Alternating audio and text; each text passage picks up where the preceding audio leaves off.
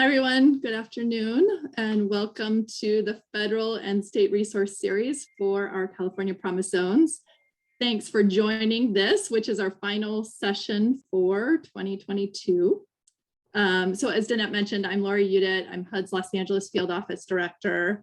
And I want to start by thanking California Governor's Office of Business and Economic Development for helping us provide this series. Our goal today is to increase your awareness and access to federal and state resources about housing rights, rental rights, and home ownership.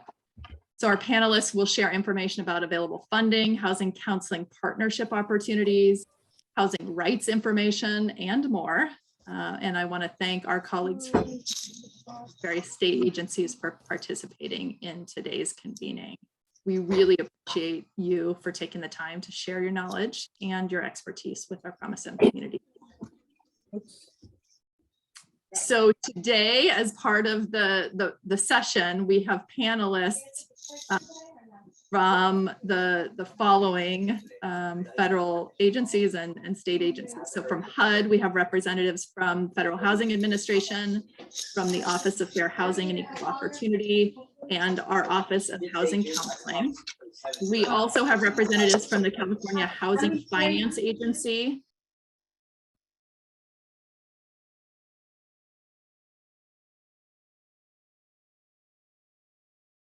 Hey, Lori, you're muted. I think someone muted everyone. Rachel, can you unmute Lori? Thank you. Looks like I'm good to go again.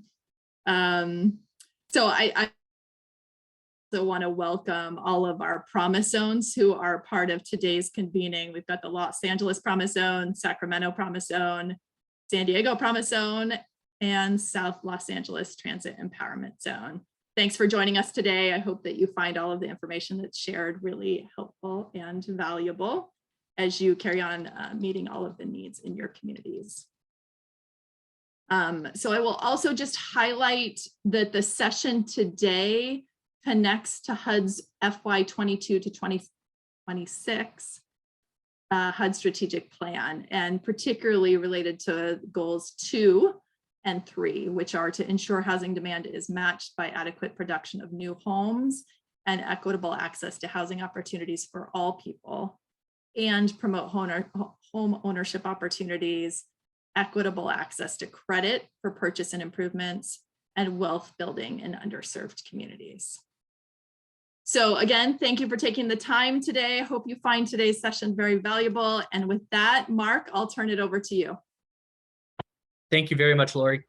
Good afternoon, all. I and GO-Biz appreciates the opportunity to work with HUD to provide more regular funding and technical assistance updates that Promise Zone organizations and their partners may utilize to achieve their community and economic development goals. We've had the pleasure to highlight the state's emerging efforts in community resiliency planning, sustainable economic and workforce development, and other equity-focused programs, such as digital equity and community revitalization programs. As I presented about earlier this year, GO-Biz and state partners, Governor's Office of Planning and Research, and the California Labor and Workforce Development Agency have kicked off the Community Economic Resilience Fund, or SERF, a multi-year program to foster regional inclusive economic development to guide regional transitions to more equitable and resilient economies. GO-Biz has expanded our team and services to provide support to build these regional tables to ensure inclusivity from historically disadvantaged communities that have been excluded or negatively impacted by past economic development and top-down regimes. I look forward to seeing the Promise Zone organizations and your partners becoming integral pieces in the planning process. I will include the email addresses of the point of contacts for your respective regions in just a moment. But today, I look forward to sharing some housing resources during a time when affordability and availability have become extremely pressing issues across the state, particularly in the metropolitan regions where our Promise Zone organizations are located. I look forward to hearing from our state partners at Cal HFA and HCD to learn more about emerging programs and policies to help address our statewide housing needs and challenges. From there, I will pass it back over to HCD to HUD to then introduce our Promise Zone partners. Thank you so much, Mark, and thank you, Lori, for those opening remarks.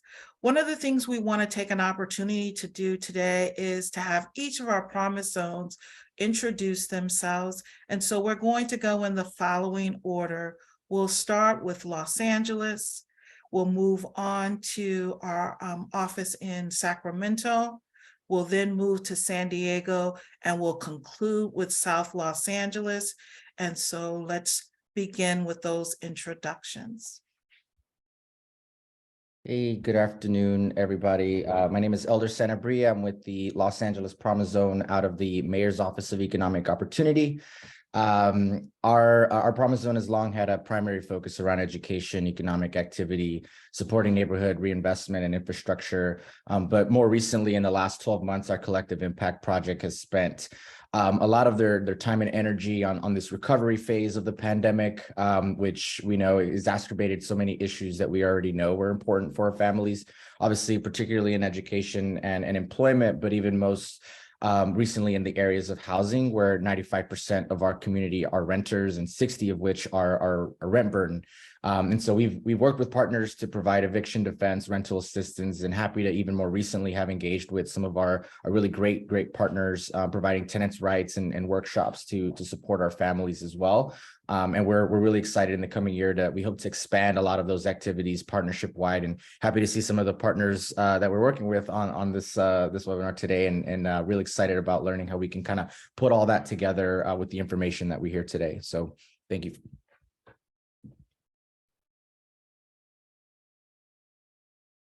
Let's move on to you, Julius. All right. Good afternoon, everyone. My name is Julius Austin. I am the program manager for Sacramento Housing and Redevelopment Agency, and I manage the Sacramento Promise Zone, resident services, our resident training program in Section 3. And we are, the Sacramento Housing and Redevelopment Agency is the host or the lead agency for the Promise Zone. But the core work that the agency does is being the housing authority for both the city and county of Sacramento. So this topic today is near and dear to the work that we do. And so I'm excited to see that a lot of our Promise Zone partners here in Sacramento are present because we know that there's many housing issues here in Sacramento. So I want to keep it short so that we can get into our agenda, and I'll pass it on to our next Promise Zone. But before I do that, I also want to acknowledge that my colleague, Algie Mosley, is here as well. I'd like to pass it on to a representative from Sacramento. I don't see CO in the participants, so I don't know if there's another representative for San Diego.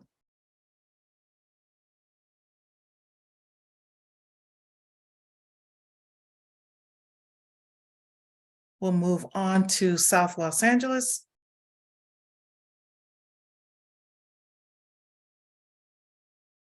Give it a moment. Good Thank you, afternoon. Stephanie. Hi. Hi, just looking to unmute and all those wonderful buttons that I have trouble with sometimes. Stephanie Ramirez, Director of Programs and Initiatives with Slate Z. That's the South LA Transit Empowerment Zone. So, very similar to what everyone has shared, a lot of the work that Slate Z is doing along with our Promise Zone partners is around moving residents to economic prosperity. And I think really interesting in the last couple of years with our new CEO, President and CEO, Sahira Mann, along with work that we've been doing for quite a number of years, but really thinking about implementing economic development through climate change action. And so one of the, areas that we do a lot of work in is really understanding the through line that happens with jobs, with small business, education and transit and public safety as sort of like our main levers of change for the work that we're doing in South LA and our Promise Zone. So a lot of partners at the table, and again, also really excited to meet a lot of you and to continue learning more about what are resources that we can bring to the Promise Zone and make sure that we're working through that collective impact model and partnership. So happy to be here.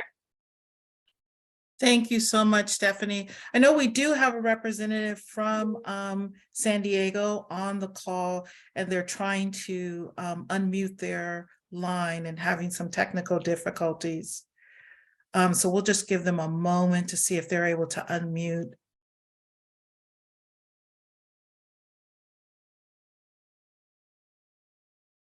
And so just so that we can move along with our planned agenda for today, we're going to start with our first panel.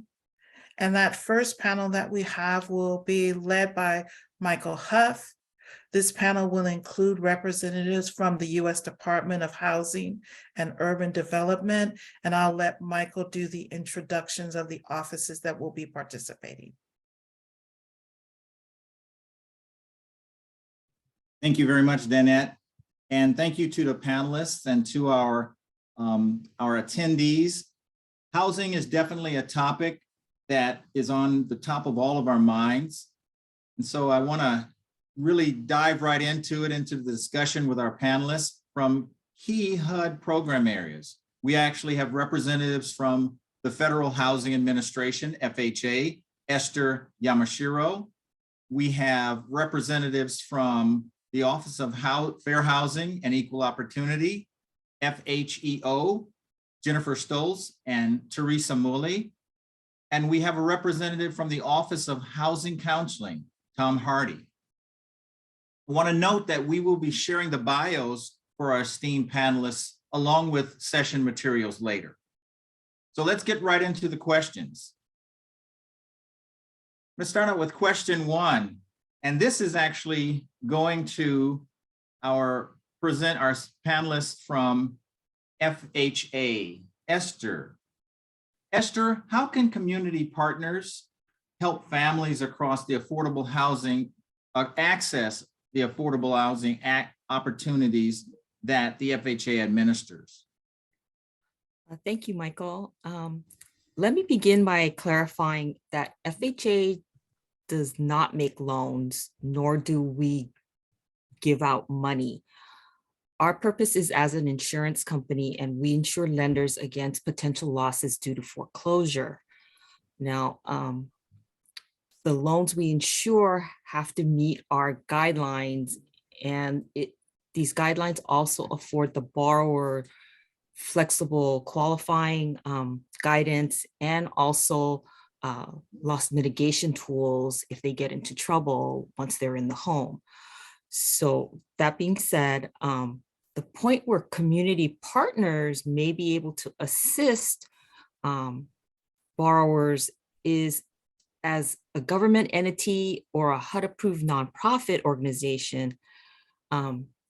You can provide down payment assistance funds or grant monies, which a lot of low to moderate income buyers need to fill that gap for down payment and closing cost assistance when they go to, a lot of them don't have a lot of extra funds available to them, and that down payment assistance money will assist them in getting into that home that they need.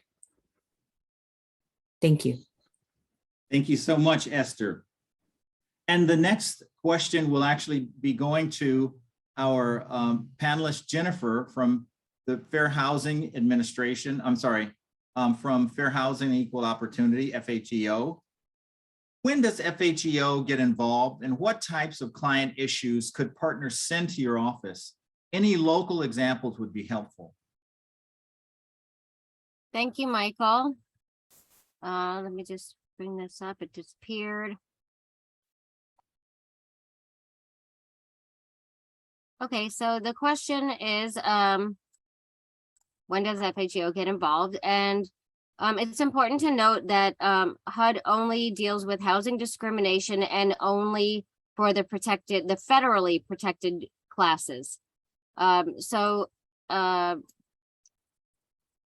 The protected classes that are the federally protected classes are discrimination or administering programs in such a way that ensures equal opportunities to participate, include race, color, national origin, religion, sex, familial status, which means people with minor children or children under the age of 18, and disability, which can be physical, mental, or developmental.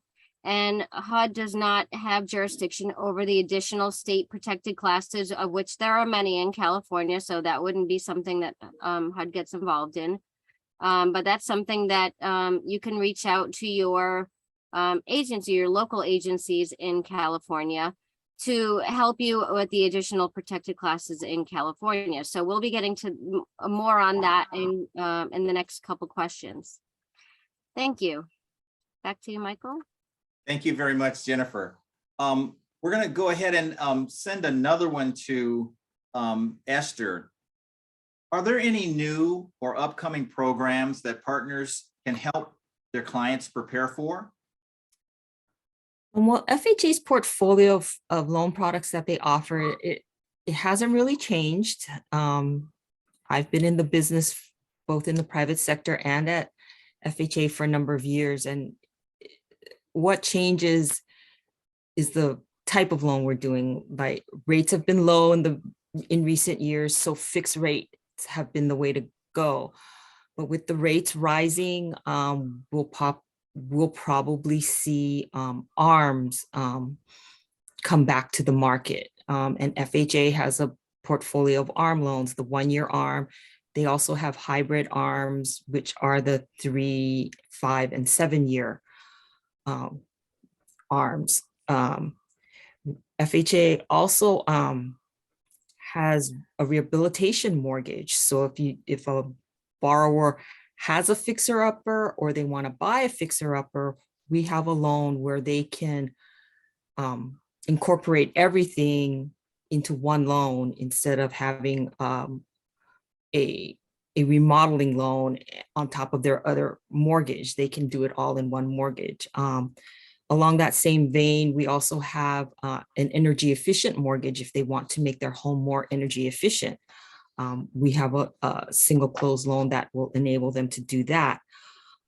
We also have a disaster recovery loan, which is unfortunate, but it also helps people who have been impacted by a presidentially declared major disaster. They have to be in that area, but it is a loan that helps them to get a new start in their own home. We also have our home equity reverse mortgage product, which is a reverse mortgage, and we call it our HECM loan. But it can be used as a refinance or a purchase tool to enable seniors to not have to worry about a monthly mortgage payment and remain in their homes and age in place in their homes. So we have a full portfolio of loans. It doesn't really change over time, but we've been here for the long haul and we'll continue to be here. Thank you. Thank you, Esther. That's, the issues with housing and with home loans and with the interest rates and inflation and things like that. It's really great to have the services and options that are provided through FHA. We're going to go ahead and pivot to another question for FHEO. This goes to Teresa Mully. Many tenants don't understand their rights at the federal or the state level. What types of local partnerships and resources are available to tenants? So remember that at HUD FHEO, Fair Housing Equal Opportunity, our office will investigate complaints of housing discrimination. And so certainly the Promise Zone agencies can refer people to HUD for investigation. And if we have jurisdiction over it, either we will investigate or we might send it to the state of California's agency to investigate. So the California agency is the California Civil Rights Department. It's formerly the Department of Fair Employment and Housing. And we also have a little army of Fair Housing Initiative partners, and they can provide fair housing complaint investigation. They can provide technical assistance and referrals to other agencies. So I'm going to drop into the chat some links to HUD.gov. Look at discrimination, look at filing a complaint, and also the California agency, as well as the local, a list of local fair housing agencies in California that can be helpful. Thank you, Teresa. Just for our attendees to know, we do have a representative from the Office of Housing Counseling. He's trying to log in. He's having some technical difficulty, but we will loop in his questions as soon as we can get him on the line. Hopefully we can get him on while we're still working through. But we definitely do appreciate the information we're getting from our other panelists, and we have several more questions that I'll jump right into right now. This one actually goes to Jennifer at FHEO, related to the Promise Zones partners. How can Promise Zone partners partner with local fair housing agencies? How can they make that collaboration?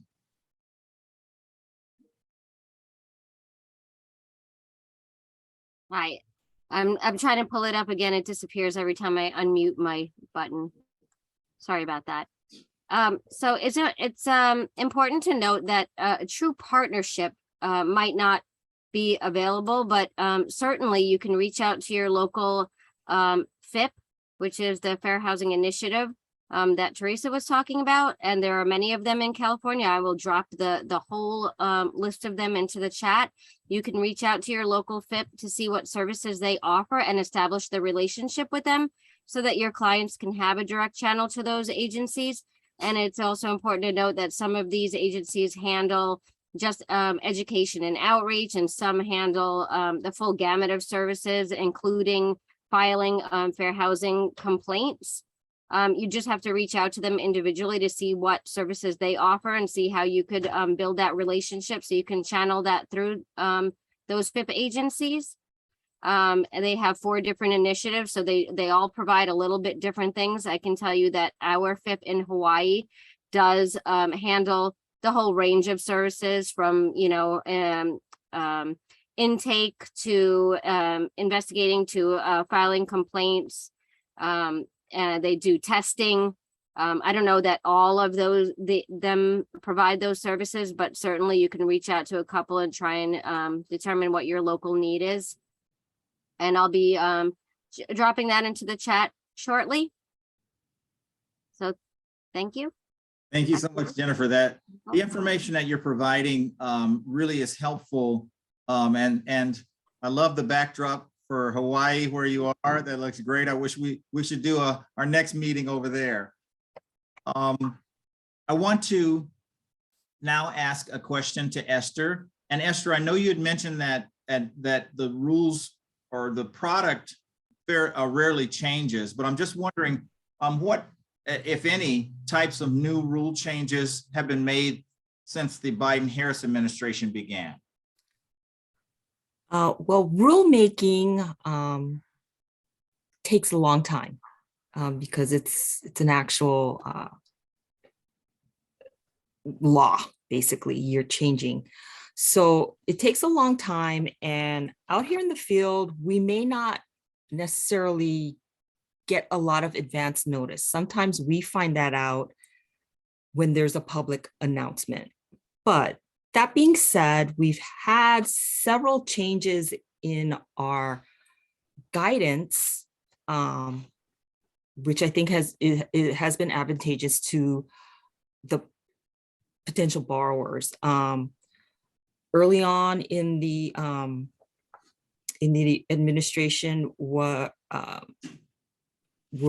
announced several changes, and a big one was the eligibility of DACA recipients and H-1B visa holders for FHA financing. We also updated our student loan payment calculations. And they now align more with industry across the industry as a standard. We issued guidance on calculating income for those borrowers who were negatively impacted from COVID-19. So if they had suffered a reduction in income or the loss of income and they're now getting back on their feet, we provided new calculations, especially for those to folks so that they can hopefully qualify for a new mortgage. And most recently, last week, in fact, we announced that we will now accept flood insurance from private insurers, not just the National Flood Insurance Program. So that puts a little bit more competition. I've heard that private insurers may charge less for their flood insurance coverage. So as long as they meet our eligibility requirements, flood insurance from those carriers are now acceptable. So we're constantly looking at our guidelines and our existing policies to see where we can make improvements. You know, it's not a stagnant thing. It's a living document, and we are constantly taking feedback from the industry and seeing where we can make positive changes. Excellent. Thank you so much. I just want to, we're going to have just a couple more questions. I wanted to see if we could get Tom in. Tom, if you could raise your hand if you're, or unmute and give me the, I'm here.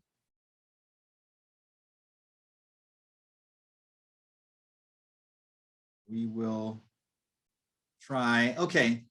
Looks like we still are having Tom's still having some issues. We have a question, a final question for Teresa at FHEO. So Teresa, since your office focuses on discrimination, where would you recommend clients go if they're having other legal issues like rent control or evictions or illegal landlord practices? Excuse me. Hello? Oh, you're in? I just got in. Yes. Who is this? Tom? This is Tom. Okay, Teresa, we'll put your, okay, Tom, so what we're going to do, we're going to finish our question with Teresa and then I'll go to you, okay? Oh, for sure. Go ahead. I'm on your schedule. Okay. Perfect. I'll give you the heads up. Go ahead, Teresa. Okay, thank you, Michael.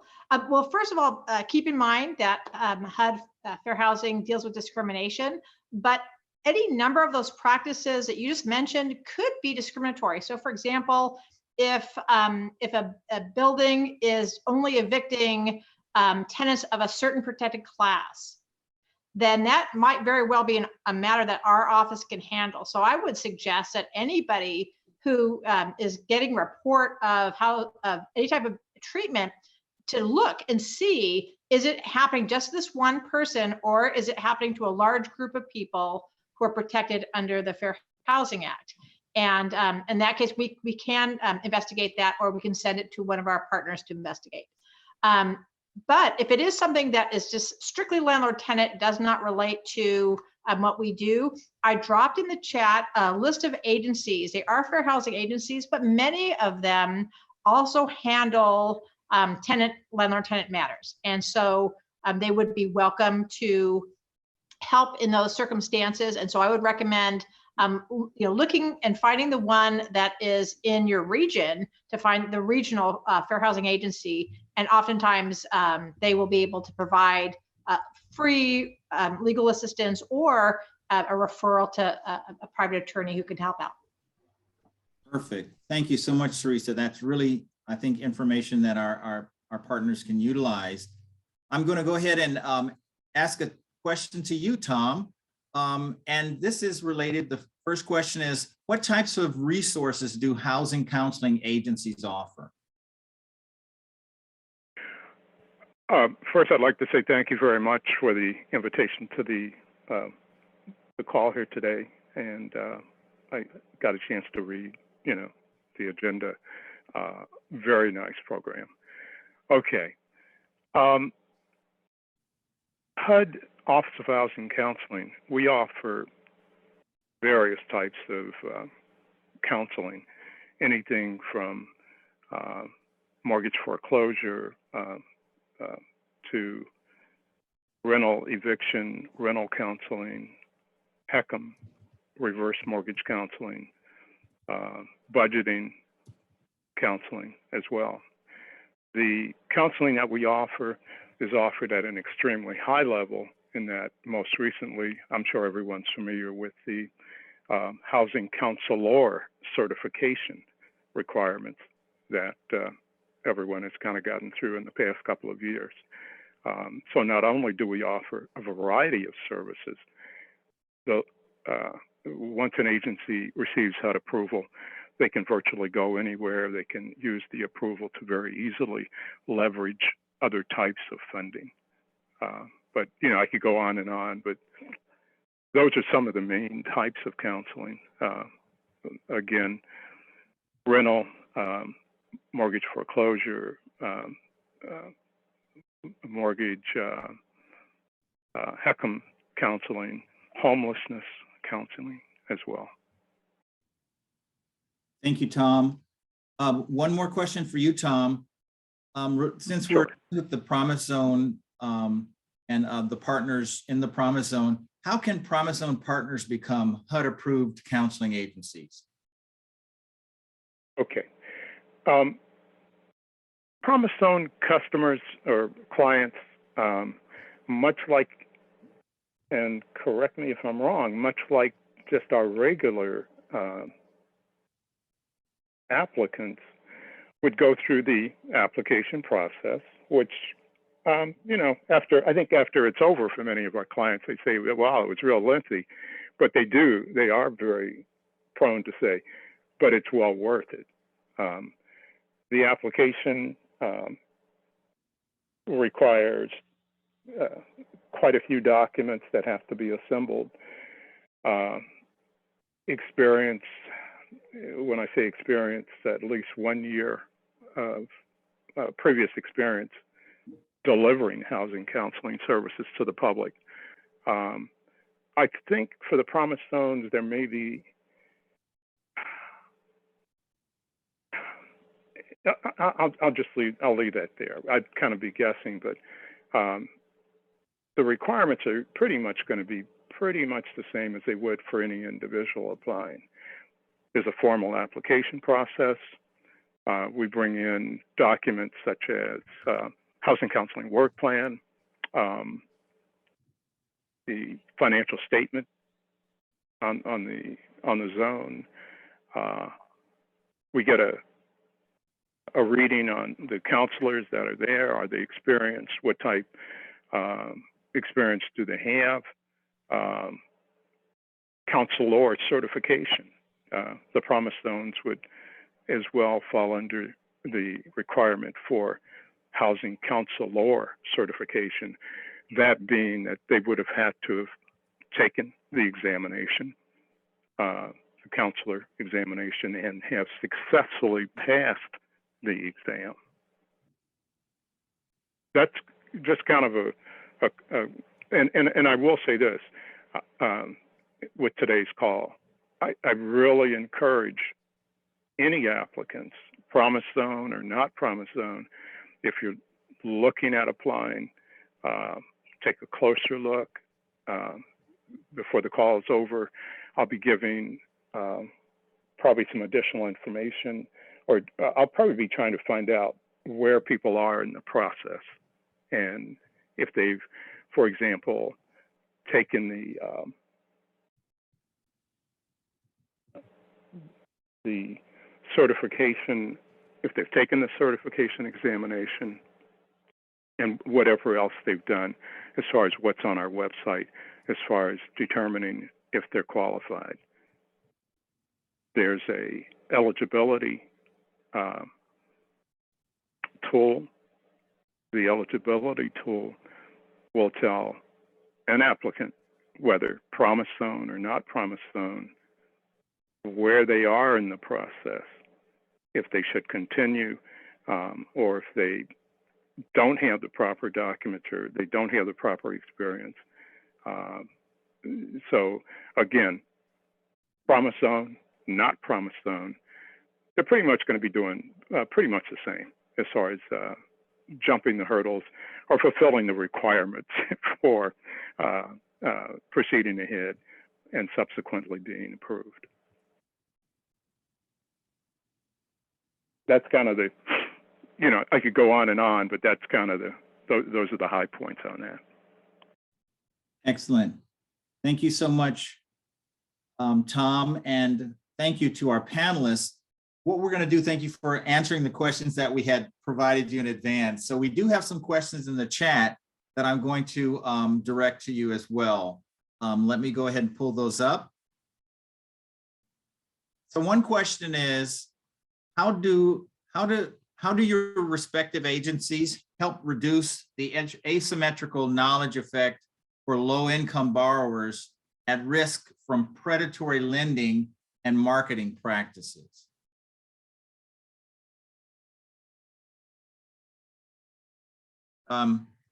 We could start with. Would you repeat that question again? I'm kind of processing it. Okay. From the chat, it says, how do your respective agencies help reduce the asymmetrical knowledge effect for low-income borrowers at risk from predatory lending and marketing practices? Tom, you can take one if you'd like. Okay, the very last thing you said, the line broke up just a little bit. I heard the question, but what was the very last thing you said? From risk from predatory lending and marketing practices. Okay, I'll try to take a shot at a response on that. I think the inquirer is essentially asking,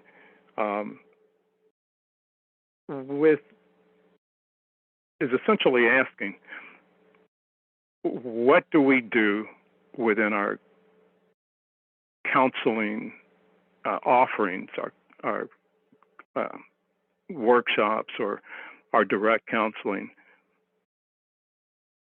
What do we do above and beyond what we normally would do for clients that have an even greater need for protection, for education, for information? And if that's what they're asking, and if I'm answering this correctly, the counseling that our agencies provide is a very individual counseling quite often. So there's an effort, and you know, we're not exact scientists or anything like that, but you know, there's an effort to try to hone in on what does this client need. And certainly in the area of predatory lending, if we go back, I guess it would have been 2005, 2008 or so, when there was a lot of problems with the mortgages. Okay, variable interest rates on the mortgages, etc. But back to the original question, the counseling that our agencies provide quite often is very individual counseling, tailored for what does this client that's sitting in front of me need.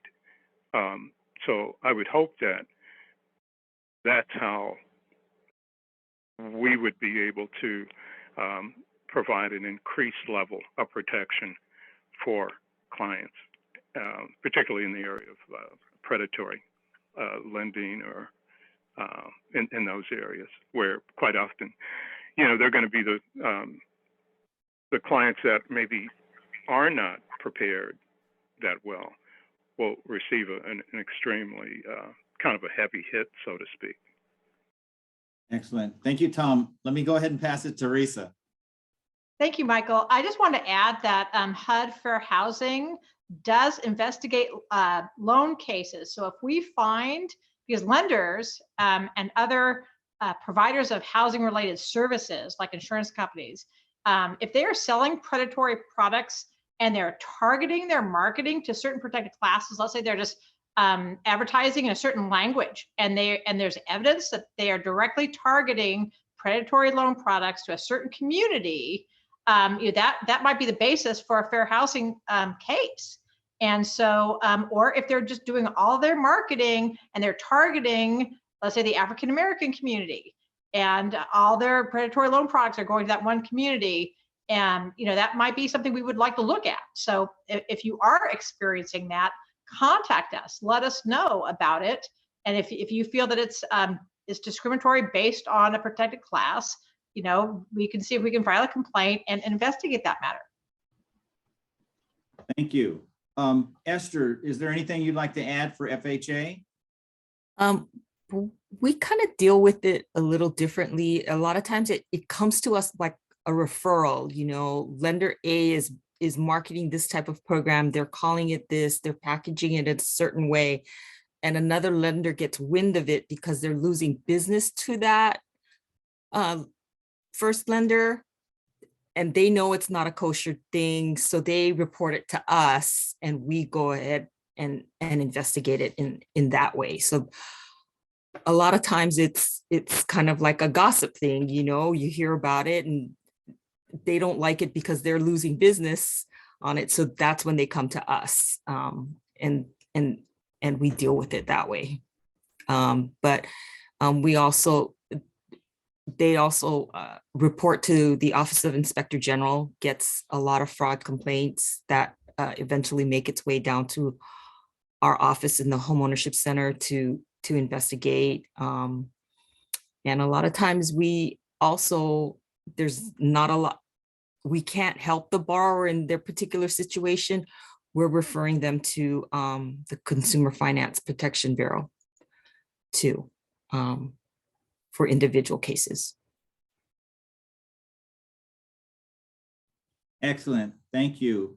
I do see another question, and maybe this is more for FHA, but it asks, can you please unpack how a nonprofit organization can become qualified to provide down payment assistance to first-time home buyers? Okay, they have to apply to become a HUD approved to provide down payment assistance funds. A nonprofit can be approved to purchase HUD homes, HUD-owned real estate at a discount. They can provide down payment assistance funds. It's on the tip of my tongue, but they have to apply to the homeownership center. The program support division oversees the nonprofit program. And if you go to handbook 4000.1, there is a section under nonprofits that will give step-by-step instructions on how to apply to become a nonprofit, an approved nonprofit, and participate in HUD's programs. Thank you. And there's a follow-up to that. Are there any down payment assistance products that don't require a first-time home buyer to use a specific lender? They're usually not tied to a lender.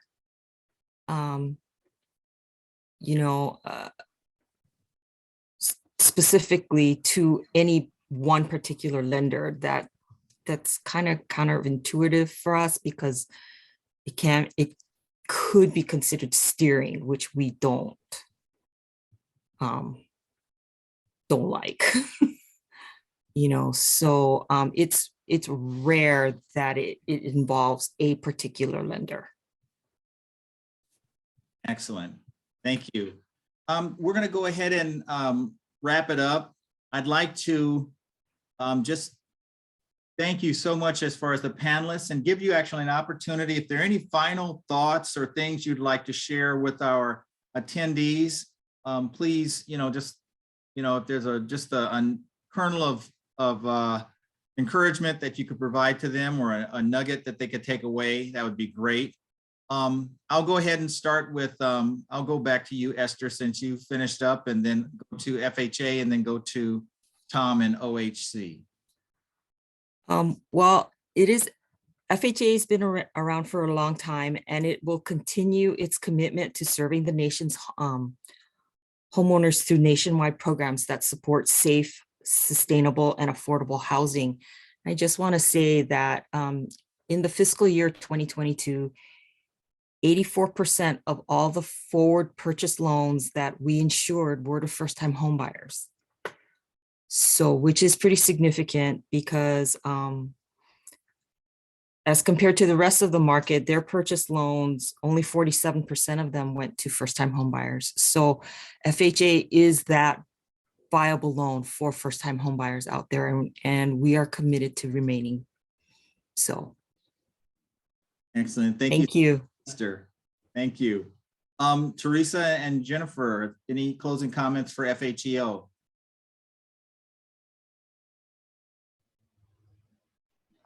You know, the only thing I wanted to say is that we appreciate the great job you guys are doing, and that HUD is a resource. And so if you're out there providing housing related services and you want to run something by us, you know, feel free to contact us, and hopefully we can provide some technical assistance or refer you to somebody who can. So HUD is just a great resource.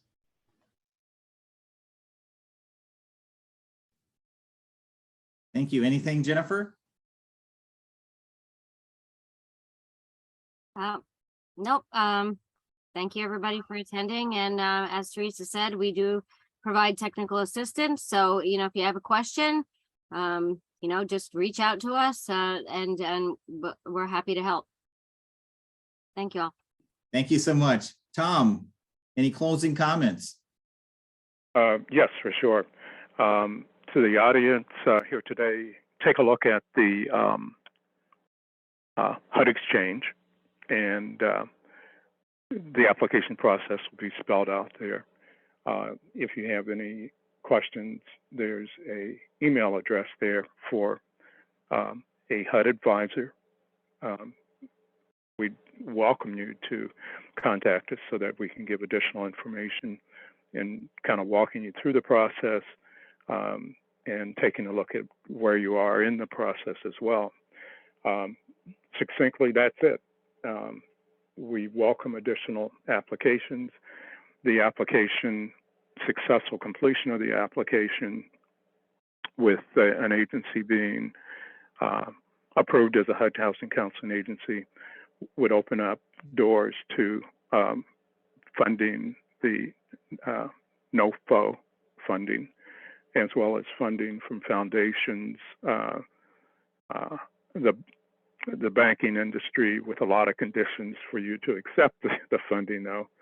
But you know, just a lot of opportunities that many agencies, that many applicants that become approved agencies, in conversation with them, we both kind of, well, where have you been? Why haven't you done this before?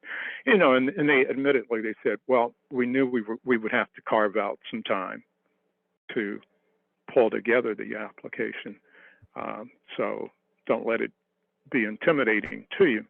Once again, you know, there's technical assistance available for applicants, and you know, I think you might be surprised if you give us a serious look. I appreciate everyone's time here today, and that wraps it up for me.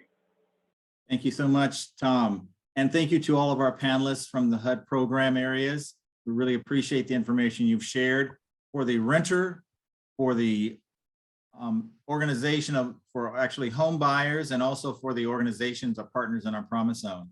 With that, I'm going to go ahead and pass it back to our moderator, Danette. Thank you so much, Michael. That was wonderful information. And I just want to extend a thank you to all of my colleagues here at HUD who shared with us today.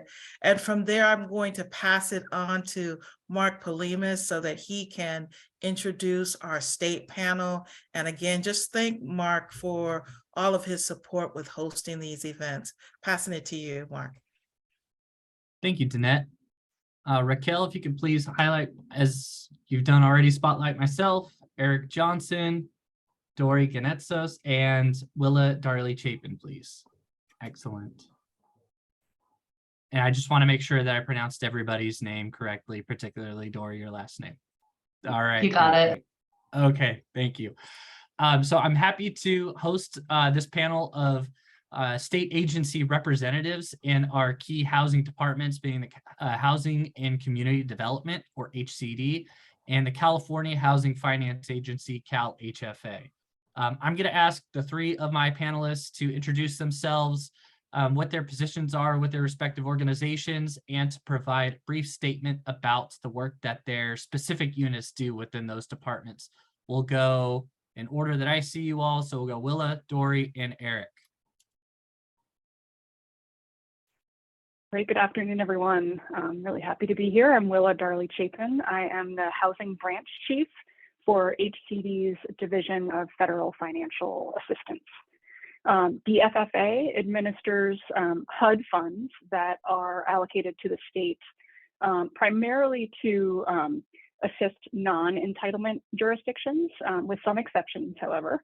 And so for that reason, we mostly work with more rural communities. The HUD funds that we administer include community development block grant funds, home investment partnership funds, National Housing Trust Fund program dollars, as well as CDBG disaster recovery and mitigation, and some coronavirus assistance funds, including the Emergency Rental Assistance Program and CDBG and ESG, which is Emergency Shelter Grants, had supplemental coronavirus allocations. So the branch that I head up is specifically the housing portion of the division. And so I oversee Home, National Housing Trust Fund, and an additional program, Home ARP, which is the Home American Rescue Plan program. Is a one-time allocation specifically to help folks experiencing or at risk of homelessness. Yeah. Hey, everyone. Thanks for having me here. I'm Dory Ganetsos, and I'm a senior specialist in HCD's Housing Policy Development Division. In this role, I serve as an advisor to our division's deputy director to ensure the successful execution of our policy program and communication efforts. So our mission here at HCD is to promote safe, affordable homes and vibrant, inclusive, sustainable communities for all Californians. And in our Housing Policy Development Division, we kind of get into the really wonky housing policy weeds. So everything from assessing the state's future housing needs. We wrote a statewide housing plan, to getting down into the policy details of how the state can help local governments meeting those housing needs and producing housing at all affordability levels. Our division is also home to a lot of our accountability and enforcement work, which I'll be talking about on this panel, in addition to administering some of our planning funding programs. So that's our policy development division, and thanks for having me. Thank you. And I'm Eric Johnson. I'm with the California Housing Finance Agency. I'm not a vampire. I just have terrible lighting in my office, so I apologize for that. We do loans to first-time homebuyers. We have several down payment assistance programs. We're just wrapping up our Forgivable Equity Builder Loan Program, where we were able to use $100 million from the legislature to help about 2,500 people buy their first homes in California with a forgivable grant. We're also running the ADU grant program, which some of you may have heard about. That's $40,000 to help build an ADU, an accessory dwelling unit in your backyard. That program is almost out of money also. Another great success. And we're getting started with ramping up another program in early 2023. We also have a multifamily division that helps with loans to build multifamily units, dwellings all across the state. We operate in all 58 counties. And one of the things that I'm most proud of right now is we're about to release our Racial Equity Action Plan. The results of about a year and a half of collaboration with C-Corps, and then some internal work to talk about things that we can do here at CalHFA as an individual agency to help redress some of the horrible inequities that have been perpetrated, especially in the housing industry. That's great to hear. Thank you all for the introductions. For those who are attending or listening, please feel free, if you have any questions, to provide them in the chat. I have a short list of questions that I'll be asking each of the panelists. But assuming that we have a little bit of time towards the end of this panel, I'd be happy to address some of those questions that you may have in the audience. I'm going to go in reverse order in my next set of questions. So for Eric, I would like for you to please describe the programs available to prospective homebuyers and how CalHFA assists homebuyers. Sure. Not a question, but just please go ahead, take the floor. Of course. I guess our value proposition is in the down payment and closing cost assistance arena.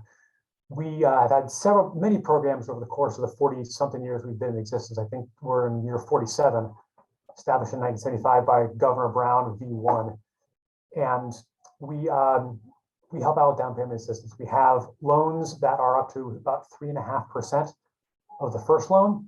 And those loans are what's called silent seconds, which means the borrower does not have to pay those back or make monthly payments on them. For instance, if I buy a house for, say, $500,000, I can get up to about a $16,000 down payment, which means my payment is lowered by $16,000. So my first mortgage is now only $484 instead of $500,000. We're an incremental space. We do between 5,000 and our biggest year was a couple of years ago, we did 13,000 loans. So we're by no means a majority player in the space. We do about 5% of the first-time home buyer loans in the state of California on a given year, but we are making the difference for people on an individual, one person at a time basis. And that's really what makes me proud of what we do, our ability to hear the stories. And when I'm out at a booth and somebody comes up to me and says, hey, I bought my first home with one of your CalHFA loans, that's what really makes my heart beat faster. We can also layer with community loans, city and county down payment assistance programs. So as long as the city county program is willing to go into third position behind our My Home program, then we can make that work also. And as y'all know, especially in today's economy and with interest rates doing what they're doing right now, the ability to layer and have several different forms of help is really what's going to make the difference. Same thing with our multifamily programs. We are generally a bridge loan, we're a middle loan, we're a mixed income loan. We're working with 2, 3, 5 other layers of financing to get these projects done.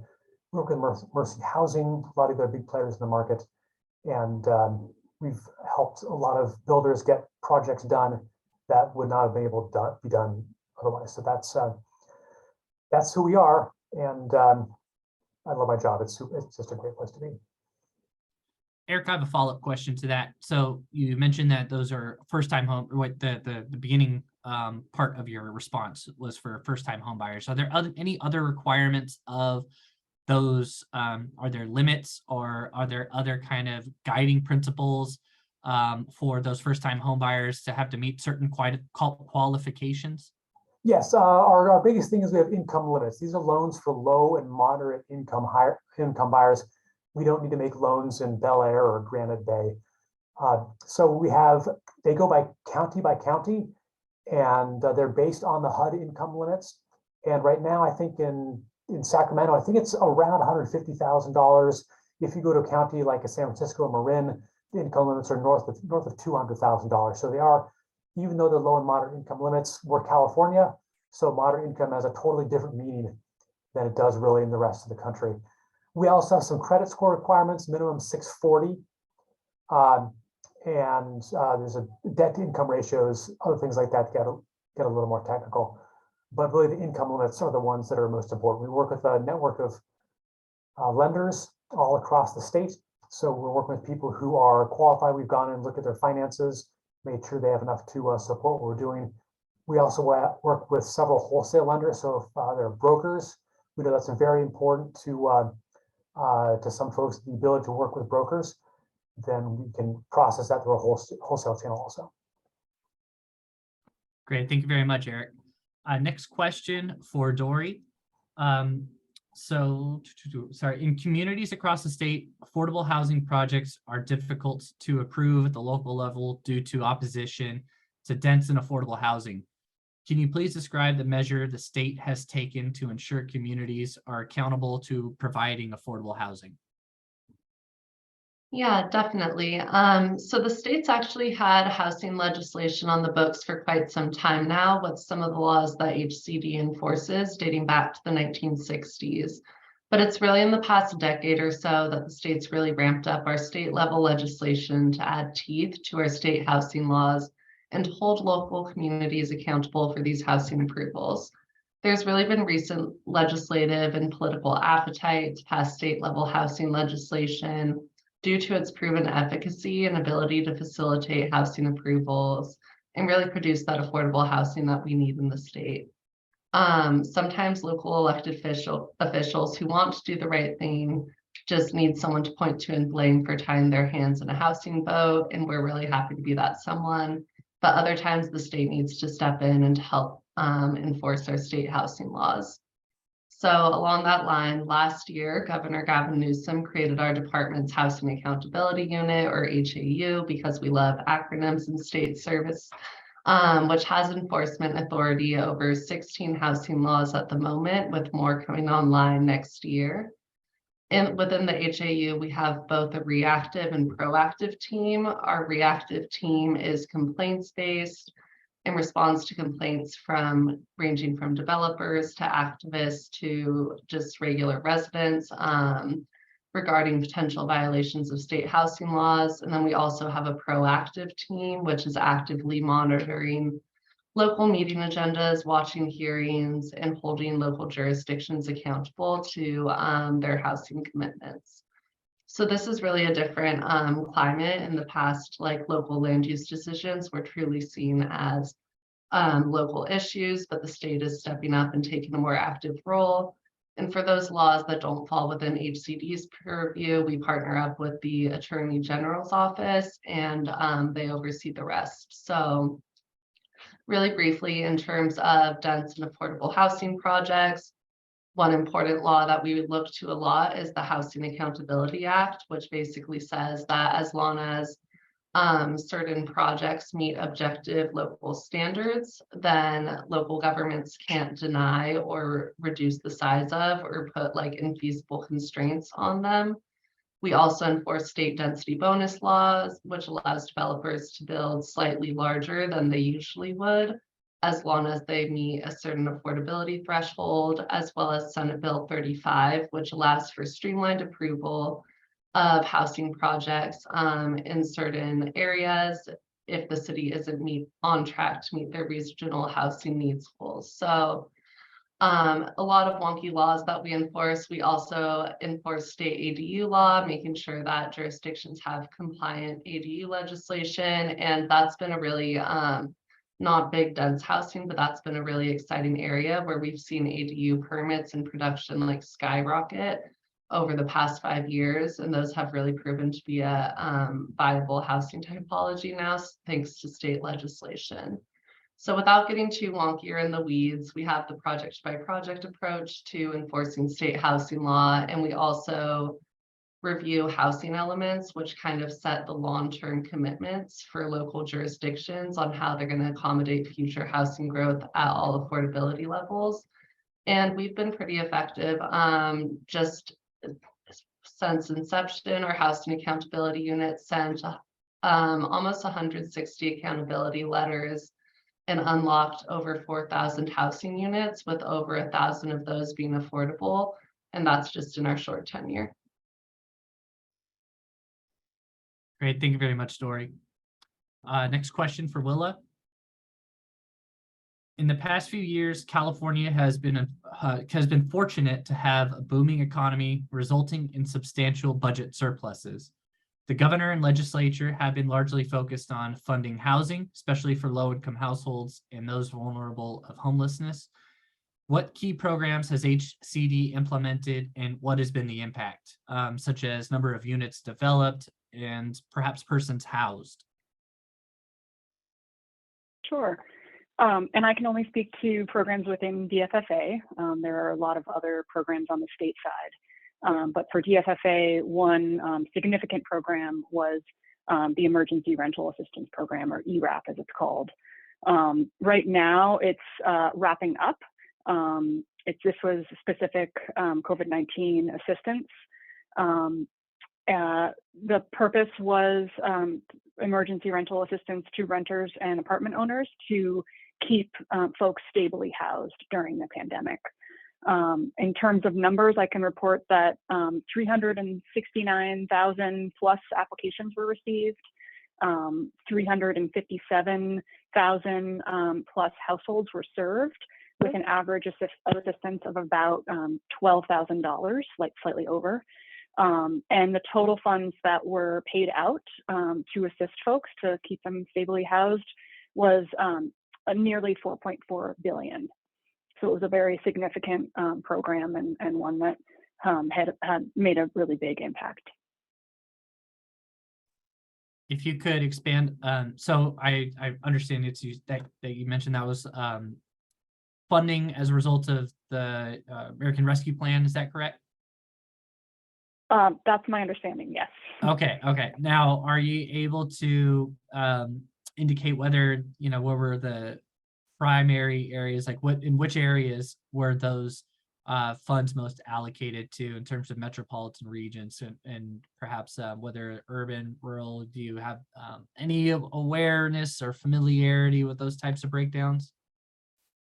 There is a fantastic dashboard that I can put a link in the chat. Or maybe Dory, if you have it, you can put that in there.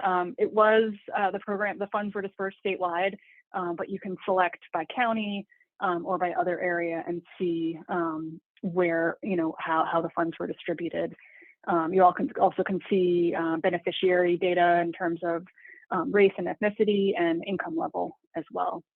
I should also mention the Home American Rescue Plan program, which also came out of the American Rescue Plan. It's called Home ARP, and that is a one-time funding allocation that HCD has received to administer to assist non-entitlement jurisdictions. Their entitlement jurisdictions across the state receive their own allocation of Home ARP dollars. And we're just in the process at HCD for our program of finalizing our allocation plan. There's going to be a public comment period, I believe in January, and I can also post a link to the program's webpage in the chat. Home ARP is really specifically designed to serve qualified populations, of which there's 4, and I won't go into all the detail, but it's really to help people experiencing homelessness or at risk of homelessness and other vulnerable populations. And there's different ways that assistance can be provided. You can use Home ARP dollars to assist multifamily development, can be used for temporary rental assistance, so tenant-based rental assistance, also supportive services, emergency assistance. There's a lot of different ways that the program can assist. And as I mentioned, the allocation plan will be a release for public comment and welcome people's engagement on that. And if you're interested in how Home ARP dollars are being used in the promise zones, then the entitlement agencies in the promise zones can be contacted. And it varies. Sometimes it's the counties, Sacramento, I believe it's the Sacramento Housing and Redevelopment Agency. It varies depending on the area. Great, thank you. We do have a question, follow up to that. If you're able to indicate what have been some of the contributions to the success of the program, perhaps in the ways that the state allocate, or as you've been talking about, allocated or designed the programs. And also, I'd be curious too as to the success of the metric tracking. I'm really curious if you can provide any insight as to that. And if not, if it's something you would maybe have to follow up with, to the ARP? ARP. I can do both. I'm happy to follow up, but I can let you know that we have not released a NOFA for home ARP because we're in the initial stages. You know, the funds have to be spent by 2030, but we were just you know, awarded assistance fairly recently. So different jurisdictions are at different places in terms of timing with releasing their program, but a ton of outreach was done, one-on-one consultations and surveys to get feedback from stakeholders and partners about how these funds should be used the best to assist the eligible population. All right. Thank you, Willa. I'll leave you off the hook on these. I'll go over to somebody else for the next question here. Let's go back to Eric. So in the design or in the updates of some of your programs, how can community-based and nonprofit organizations get involved in the work you do or shape your programs? How might Promise Zone organizations or their partner entities get involved within your work? So much of what we need for our programs is the communication and outreach.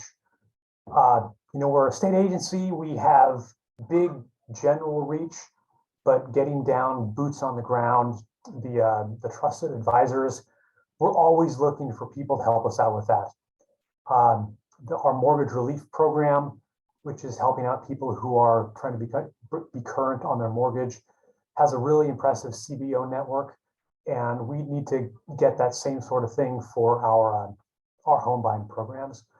And the folks who are there, the counseling agencies are huge for us. We're also running the National Mortgage Settlement Counseling Program, providing funding to counseling agencies to help fund counselors and some of their infrastructure needs, all the HUD certified counselors. That network is really important to us also to make sure people know that, hey, you know, from what we've seen, about half the people who use our counseling services, about half are people who are looking for their first homes. It's not just the people who are in trouble with their mortgage or having problems with rent or reverse mortgages, something like that. Half the people are people who are like, hey, I've got this money. How do I do it? How do I get on the pathway? So we'd be able to work with the local organizations who are in touch with the counseling organizations who maybe are not in touch with, but can refer people to the counseling organization. So even if you're 2 degrees removed from us, being able to know that, hey, I'm talking to somebody, say, hey, I'm thinking about looking for a home. You can think in the back of your head, hey, there's down payment assistance available for you. Go talk to the counseling agency, mention this CalHFA program, and do that. That's really the biggest thing that we need from the CBOs and the people who are really there on the front lines, is help with the marketing and outreach and letting people know that despite us being a state government agency and all the preconceptions and misconceptions that there are about large organizations, our purpose is to help people out, as are all state organizations, and letting people know that, hey, here's a specific way that CalHFA can help make your dream come true. Great, thank you, Eric. If you have any either sites, contact us, any information like that you can post in the chat, please feel free, so that folks on this in this panel, or sorry, folks in the attendance, have those resources to be able to reach out afterward. Next question for Dory. You've discussed some of them, you've touched on some of them already, or at least in the accountability in policies that have been proposed and adopted recently, but what recent actions has the state and HCD taken to facilitate more affordable or high density housing, such as streamlining actions, the availability of planning funding, or the like? Yeah, so definitely touched upon the accountability, which is kind of the stick side of the component. We also do have a carrot side of the component to promote more affordable and dense housing. So just generally, the state legislature has done a lot of work to open up more land to housing development. For example, just this year, the state legislature passed Senate Bill 6 and Assembly Bill 2011, which open up more land where affordable housing can be built. And in the case of AB 2011, allow for streamlined approvals of housing projects. So that's been a direction that the state and the legislature have really been taking recently. In addition, the state recognizes that regulatory streamlining, while important, can only go so far. We need to provide a lot of technical assistance and help make sure that folks are planning appropriately to get this housing built. And at the end of the day, affordable housing requires funding or a lot of subsidy for mixed income development. So the state's given a lot of money from summer of 2018 to February of 2020, which is the last time I ran 2022, which is the last time I ran this number. The Newsom administration awarded over $8 billion to support the development of over 46,000 housing units. And that number is likely closer to $14 billion now that we're towards the end of this year. So this funding's taken the form of both dollars going directly to infill housing development, like through the infill infrastructure grant or affordable housing and sustainable communities programs.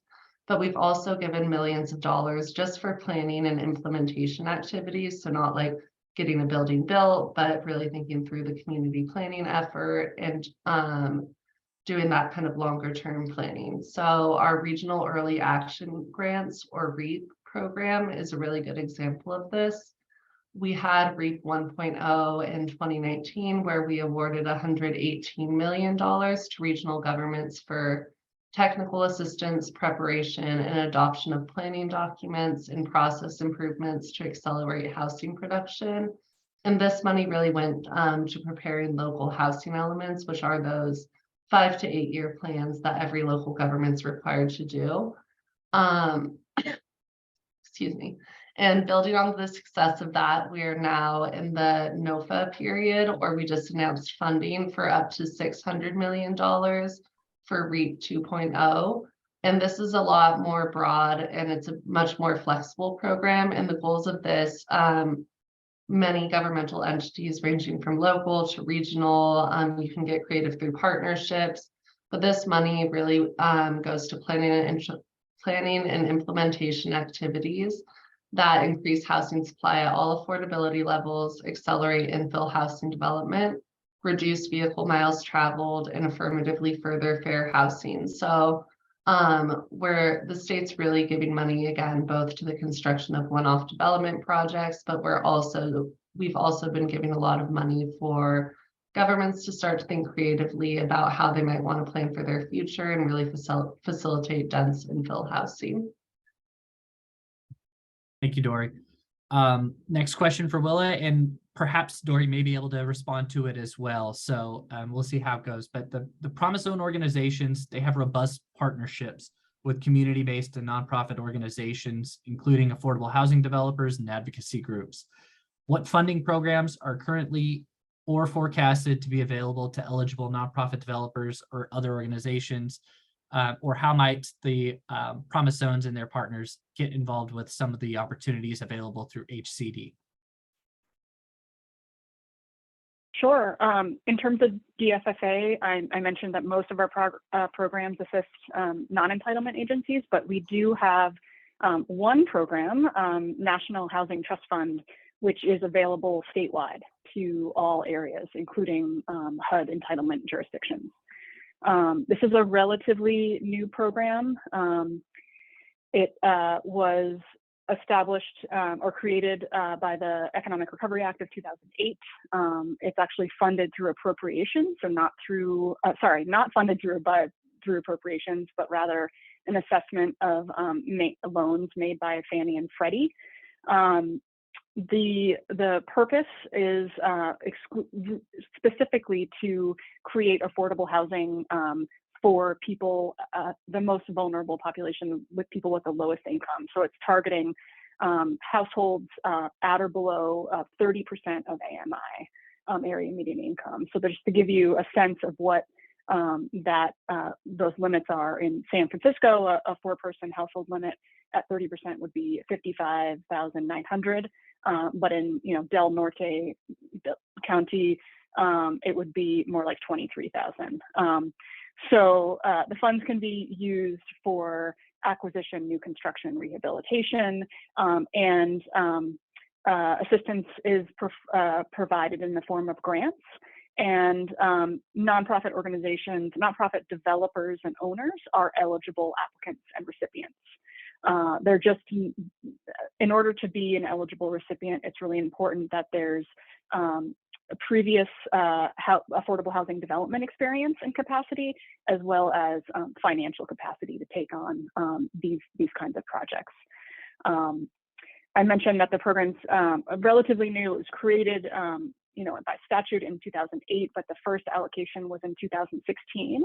And since 2016, we have committed nearly $250 million, 32 total projects around the state with 2,263 units, which included 882 National Housing Trust Fund restricted units to 30% AMI.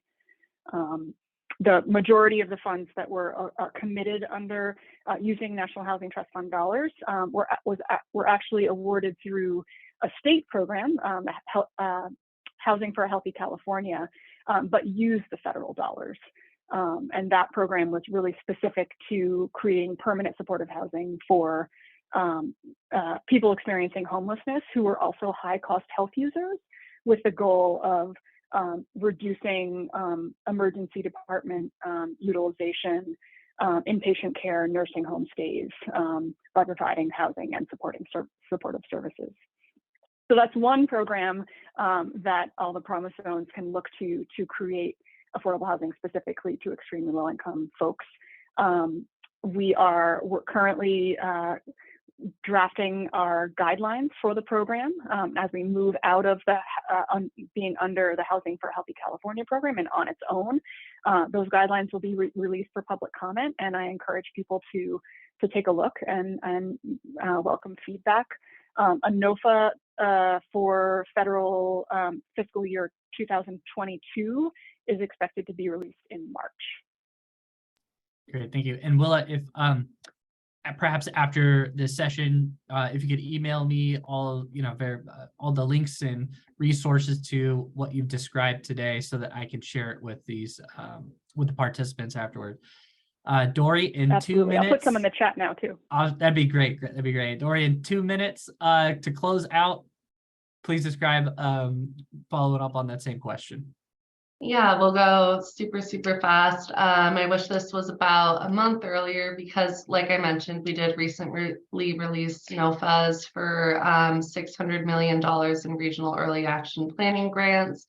And we do have a higher impact transformative pot of funding that's $30 million there. And that is really flexible funding as long as you're affirmatively furthering fair housing, reducing vehicle miles traveled, and promoting affordable housing development. Like, we're super open to creative partnerships and partner up with like governmental entities. And that's like probably the top one I would plug. However, the application deadline is in 1 month. So I'm about to go in the chat with our entire NOFA schedule, which we've published for all the funding that's going to be coming online next year. And I'll also link to all of HCD's active funding programs. And you can poke around there a little bit. We're giving out a lot of money, so please do take a look. Great, thank you. Well, Willa, Dory, Eric, I appreciate your willingness and your availability to participate on this panel. Thank you so much for sharing all the resources that your respective departments and units have in helping us address some really critical housing challenges across the state, not only just within these major metros, but in rural areas. I really hope that all the funding that has come out of the state can really have some influence on this pressing need. Thank you all again, and I'm going to turn it back to my colleagues over at HUD to close this out. Thank you. Thank you so much, everyone, for joining us today. And thank you to each and every one of our panelists for the wonderful information that you provided. We want to remind all of our participants that you can coordinate with your community liaison to have a follow-up conversation or receive additional information from any of our panelists. We will also be including in our follow-up notice links to key information along with any funding opportunities that were mentioned or that are on the horizon. We also just want to let all of our participants know and ask that you open before we close out the event, that there is a survey in the chat. And if you can all open that survey and complete it for us, it would be really helpful. We want to really get your feedback so that as we're planning for next year, we can incorporate your feedback and be best able to serve you in the future. We plan to continue partnering with GO-Biz to provide these opportunities for our partners through the Promise Zones and their implementation partners, to hear from federal agencies and state agencies about the resources that are available to you to implement and continue the work that you're doing. And again, I thank each and every one of you for participating. I encourage you to fill out our survey, and we look forward to you joining us again next year. Thank you all and happy holidays.